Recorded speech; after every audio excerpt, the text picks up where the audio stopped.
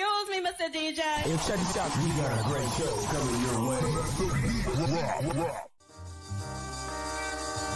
From the ECSI Sports Studios, the #1 sports information program in America, the Breakfast Bankroll, with your host, the sports broker, Jeff Dawson.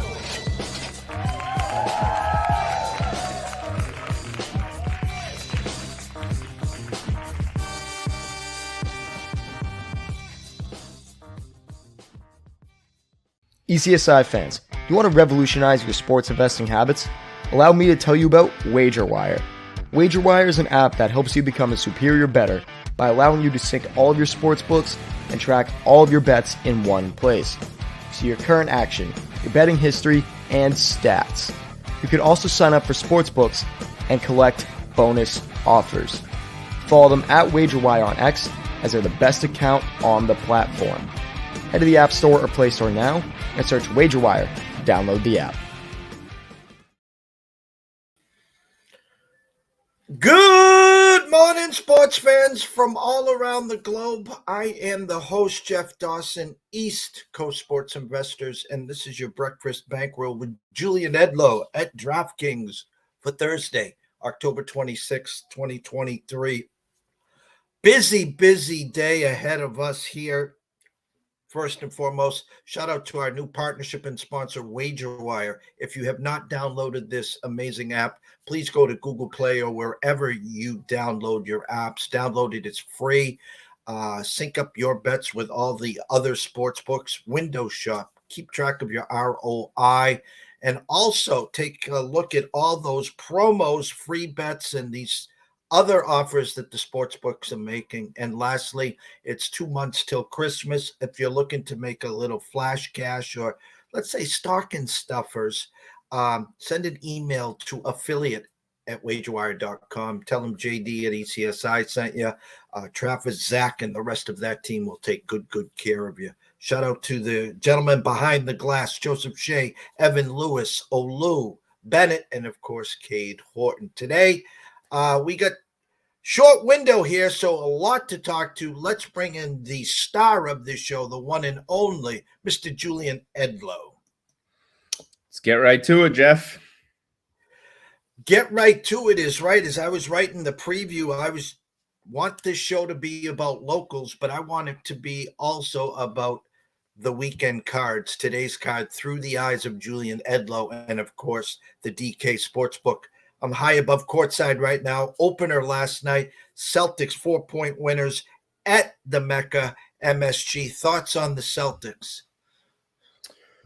Yeah, some good and bad to take from it. The good being that they, came out really strong. Porzingis had a great first quarter. They built a big lead, and then ultimately were able to close the game. The bad being that they gave up a lead and put themselves in position to have to claw back again. Some poor decision-making at times by Brown and Holiday. But overall, take it as a win. They showed that when they have all their pieces, they're going to be very tough to beat. And Holiday was excellent defensively. Tatum was, making the plays that he needs to make as a leader. Porzingis showed really that he can be a crucial piece to this team ultimately winning and getting over the hump. So his health is going to be a massive deal. But, you watch the way Porzingis played last night. And I think Celtics fans that were, crying a little bit about the loss of Marcus Smart probably don't want Marcus Smart back right now for Kristaps Porzingis. And as I talked to you backstage for a couple seconds, the narrative all year is just change the names. In other words, the Celtics last year were front runners, one of the best teams, if not the best team in the NBA, as long as Robert Williams was healthy. And that was the card that we played. How many games are we going to get from Robert Williams? Now, I'm not comparing Robert Williams to Porzingis because they're two entirely different players and different styles, where Robert can protect the rim, block shots, and Porzingis can score a lot better. He can shoot the three. He can pass and facilitate the ball a lot better. The Celtics, 82 games. Okay, so you need depth to get through January, February, March to get to the playoffs. As you know, once you get to the playoffs, the bench shrinks. You know, if you go 7 or 8 deep, that's about what most teams do. Big Al, first time as a Celtic coming off the bench. What'd you think there? Yeah, I think that's the right move, at least for the course of the regular season. He's the elder statesman by far. He accepted the role. He's still going to be a team leader and be a voice that everybody, respects and listens to. But you might as well cut his minutes down in the regular season, and a good way to do that is just by bringing him off the bench. So in a series maybe against a Milwaukee, which everybody thinks we'll see in the Eastern Conference Final, they play bigger. So we'll see how it looks in the regular season if a smaller lineup or bigger lineup works well against Milwaukee or a Philly. If you want to start Horford in playoff series and bring presumably White off the bench or someone else, up to Joe Mazzulla.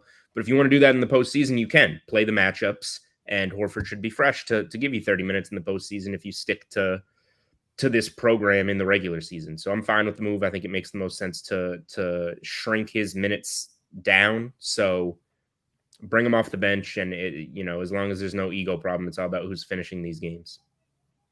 And you talked about it at length, and you're better with the names than me. Obviously, with this move here, Al and Pritchard are your number 6 and number 7 coming off the bench. How far does the Celtics bench go in your eyes, Julian? Well, Pritchard came on a little later. Sam Hauser was operating as the 7th guy behind Horford, which he's a fit. He got good looks. He's much better at defense, in my opinion, than he gets credit for. So I like Hauser in the rotation. So let's see. Yeah, they played Hauser, Horford, Cornette was getting some minutes there. And pretty much left it at that. So it was a tight rotation for opening night. But again, at times this is going to open up. People are going to miss games. You're going to see O'Shea Brissett. You're going to see, I think, Queta, the big guy that they got from the Kings, who I like, who I think can be a poor man's Rob Williams. He can fill that void on this team if you give him a chance in certain games. Lamar Stevens, there's going to be guys that it trickles down to, but it looks like this is going to be an 8 to 9 man rotation with Horford playing as needed, and 6, 7, 8 being Horford, Hauser, Pritchard. I'm going to switch. Actually, let me just ask you this before we circle back. You had 2 days into the NBA season, obviously opening day, just 2 games. The defending champs Nuggets take care of the Lakers, and on banner night, ring night, and then Phoenix steals a win at Golden State, and then I think you had 10 games last night. What has Julian Edlow seen in the first 2 days of the NBA?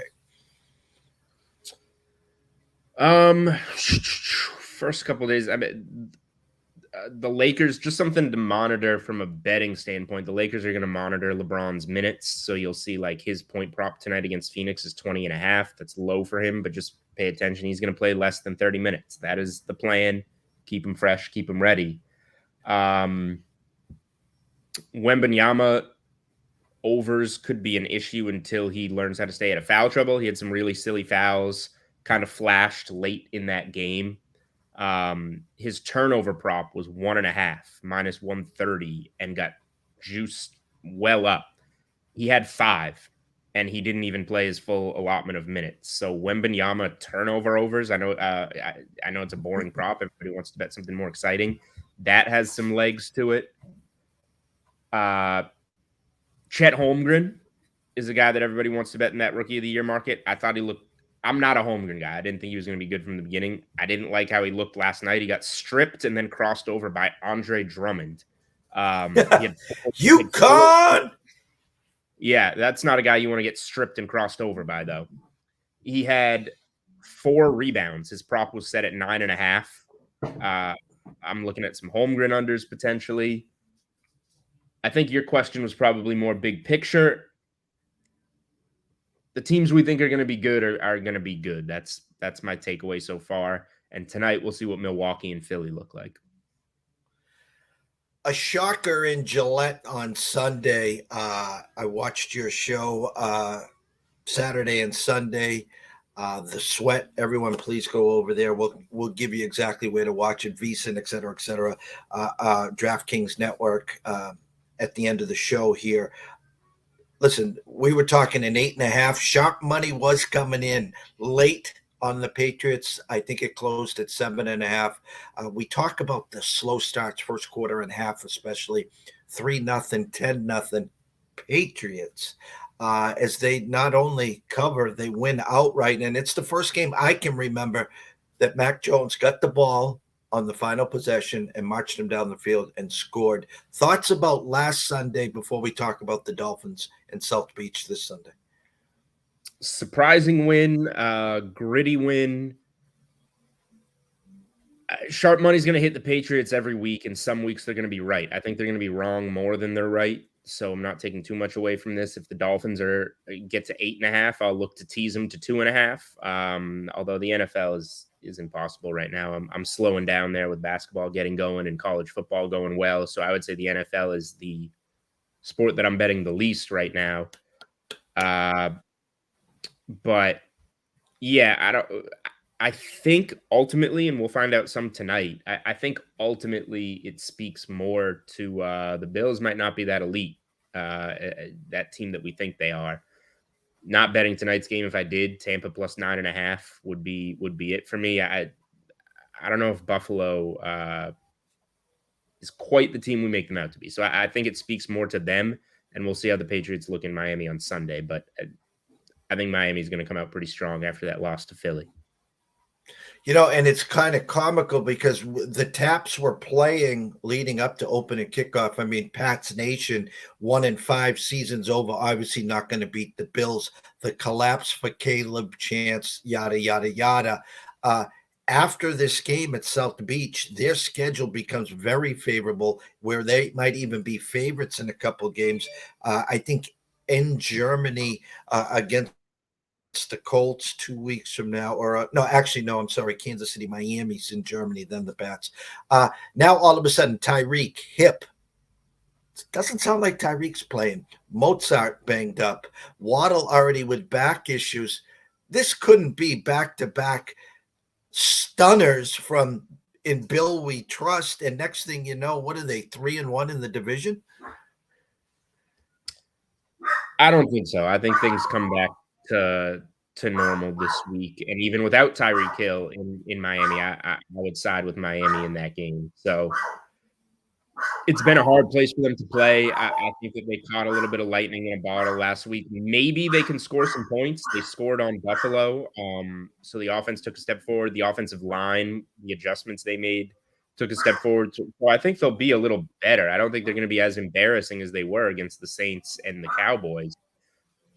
But I'll still take Miami off the Philly loss at home in a really good spot to ultimately win that game. So I don't want to get too carried away. We see this all the time in the NFL. A team shows up one week and then they revert back the next week. I'm expecting that's what we're going to see with the Patriots. I don't think they're going to just have this miraculous mid-season turnaround. Let's go to where the real fun is, college football. Last week, your Utah Utes, and I'm saying yours because to go back to a year ago, you were real high on them and actually thought they were a decent team this year. Perfect get-well spot for Caleb. No Cam Rising for Utah. After the loss USC had in Notre Dame, you could have got Caleb at plus 3,000, 3,500 for Heisman. Another loss. Thanks for playing. Give us your weekend recap. What you saw and maybe a couple Heisman looks or where your eyes are in the sports market for college football. Yeah, I mean, Heisman was maybe a buy low time on Penix. Maybe the last time you can get it. He was an odds-on favorite. Now you're getting like 3-1. Ugly game against Arizona State. That was kind of weird, but I guess Arizona State is really improving defensively. Yeah, Utah's for real. Even without the quarterback, they always seem to be for real, and now they're a rare home dog. You're getting close to a touchdown. I would lean that way against Oregon this week. Although my biggest bet was the under on the opening line in that Oregon-Utah game. Alabama, once again, we keep saying as long as they don't lose again, they could go 11-1 and get a crack at Georgia, a crack at the college football playoff in that title game. What do? They come back from down against Tennessee and win. They're just going to keep grinding out these games until they get that big game against Georgia, it looks like. We'll see. And UNC was a team I was kind of heating up on in the ACC. Maybe they could get in undefeated and get a crack at FSU. That's one of the biggest upsets we've seen of the year. Losing at home to Virginia really cost UNC. I still think they can get in the ACC title game and give FSU a game, but that was the most shocking result of the week to me. Big Ten, I get tired of this narrative. Same old James Franklin, same old Penn State can't win the big one. I thought honestly that game was stolen from them. Go back, I think it was 3-3 or whatever. It was a tie score. Ohio State driving, Penn State. Was it a fumble recovery, pick up and take it to the house 70 yards for a 7? Actually, it might have been a 7-0 lead. And all of a sudden, the phantom flag comes out. And of course, Ohio State goes on to win that game, setting up, I think, next week. Michigan now 5.5 at Penn State. Ohio State, kind of like Alabama, rounding into form. Marvin Harrison Jr., as we know, the best wide receiver in the country. Thoughts on the Big Ten moving forward, Jules? And the big witch hunt going on with Jim Harbaugh in Michigan. This has Pete Carroll written all over it. And I talked about this in August. I talked to good friend and colleague Bernie Fratto from Fox Sports Radio about this. The writing's been on the wall for Harbaugh getting back to the NFL. And I could honestly see his team muscling through, getting to the Final Four, winning the first game, getting into the championship game, either which way, dropping the mic and head coach of the San Diego Chargers or something like that next year. LA Chargers, excuse me. Yeah, I don't know what's going to happen long-term with Harbaugh. He might be out. The Big Ten is going to be tough. Michigan still has to win this game at Penn State. And just because Penn State lost at Ohio State, that doesn't become an easier task in my mind. If anything, it becomes more difficult. And I know the look ahead went from like 3.5 to 5.5 in that game. Penn State's going to give them a good game at home. So Michigan's going to have to win that game if they and then beat Ohio State as well. Like if they want to get in, Michigan still has a lot to do here. Ohio State got one of the heavy lifting games out of the way and beating Penn State at home. Michigan still has both of them ahead of them. So they're going to have to lock in. I don't think this will be a distraction. And I would still favor them to get there, but they haven't done anything yet. They've just won the games that they're supposed to win as monster favorites. They still have the 2 prove-it games on their schedule. So we still have a lot to learn about that team. I think their defense is really good. We'll find out against Penn State, and we'll find out how they can do going on the road against an elite defense. All the watchers and listeners here, give them what you're leaning, maybe tonight in the NBA or this Saturday in college football. Any tickets? So tonight, just 2-game card in the NBA, but Booker and Beal are both doubtful for the Suns. So that's going to be a player prop game for me. Josh Okogie was really good in the first game of the year. Eric Gordon was not. He had just 10 points on 4 of 16 shooting in 32 minutes. But you take Booker off the floor now with Beal, like he's got to be that secondary wing scorer to Durant. So I'm going to look at some alternate player props. I haven't put them out yet. I'm deciding how I'm going to sprinkle on them, but Josh Okogie, 10+ points is +145 on DK Sportsbook. Eric Gordon, 15+ is +110. So that's 15 is around what his player prop is going to be set. But 18+ +245, 20+ +400. I'll be scattering around some Suns player props on those wings that are going to have to fill in for Booker and Beal in this one. College-wise, I mentioned I bet the under at 51.5 in Oregon and Utah. It's like 47.5 now. Reminds me kind of Penn State, Ohio State last weekend. I gave out the under. Am I going to give it out again at a lower number? I did. It easily got there. So I'll say it's still playable. And then what do I have? Oh, I'm down. It's hard to believe in Clemson at this point. Now, second straight road game. NC State, team that plays them tough. I like NC State plus 10 as a home dog there. And then smaller bet, I did take Kentucky plus 3.5 home dog against Tennessee. Is Tennessee going to lose 2 in a row? I don't know, but I do like the spot for Kentucky. So I did play Kentucky plus 3.5 a little bit in that one. Scroll has been going the whole time. I know we had a tight window here. Tell them why to download the DK app. Tell them maybe what you guys got for bonuses this week or this weekend or tonight, obviously with an NFL and NBA, and also where to find your show on the weekend and the rest of your work. Yeah, so we'll have an Unreasonable Odds podcast coming out later today. So you can check that one out for all the football plays for the weekend. 8 a.m. on Saturdays and Sundays on VSiN, DraftKings Network, Samsung TV, Twitter, all kinds of places. That is The Sweat. That's the live show. It'll get you plays for the weekend. DFS side of things as well. Let's see what we got going on tonight. We do have a 50% profit boost. You can use that on anything you want for Thursday night football. Bills Bucks. So boost something you like, 50%. And again, remember, you got to opt into these things before you place your bets. So go to promos, click opt in. NBA.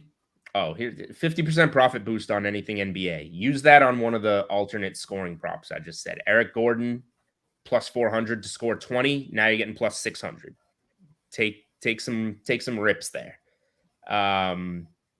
If you haven't opted in, there's a bonus bet being given out if you opt in from DK Sportsbook to start the NBA season. So grab that. I think the amount varies on your account. And 50% profit boost for the Georgia-Florida game. I don't really have a take on that one, but if you're betting it, might as well opt in for 50%. And it looks like that's what we got going on right now. We got a hockey boost as well. I don't know hockey, but if you're betting it, boost. The Patriots, the Bruins 6-0 start as well. But I mean, there you go. Go Bruins, go. Jules, I can't thank you enough as always. Have a great weekend, and we'll catch up at the beginning of next week, brother. All right. Sounds good. Thanks, Jeff. Take care, Jules. The one and only Julian Edlow at Julian Edlow at DraftKings at DK Sportsbook. And of course, you can go find his podcast at Unreasonable Odds Podcast. Good friend, colleague, about 45, 50 minutes away from me on sunny Cape Cod. Oh my God, locals, it is gorgeous outside. Take advantage of it. Later today, 1 o'clock, I will be guest with Andrew McGinnis at McGinnis Picks at Wager Talk. At 5 o'clock, myself and Riley will be back for the closing bell. So busy schedule going on here. No baseball until tomorrow. World Series starts. Currently Rangers minus 170-ish. Arizona D-backs plus 150. NBA game, 2 NBA games tonight, an NFL game. Tampa and Buffalo. Currently, as I look, it looks like 9s and 9.5s on the Vegas Strip. Buffalo favored. Under over right now, 43.5. 2 college games, Syracuse at Vatech and Georgia State at Georgia Southern. 2 NBA games, Philly, Milwaukee. Currently, Milwaukee minus 6. James Harden, I think, stayed at home trying to get in shape. Can you imagine that? Had all off season to get in shape and still not in shape. Bet collecting checks. And Phoenix Lakers, I had a number of Lakers minus 1. Obviously, the overnight number, as Julian said, looks like no Bradley Beal, no Devin Booker. The Lakers have ballooned to 6 and 5.5 right now at DK. So myself and Riley will be covering all of this. And then there looks like about 10 games in the NHL, which obviously at 1 o'clock, myself and Andrew will take care of. So from myself, Jeff Dawson at EC Sports Invest, our proud sponsor and new partnership, WagerWire. And all the gentlemen behind the desk, we thank you. Enjoy your morning, get some coffee, get your work done so you can come join me and Andrew at 1 o'clock. And of course, at 5 o'clock, myself and Riley for the closing bell. See you soon.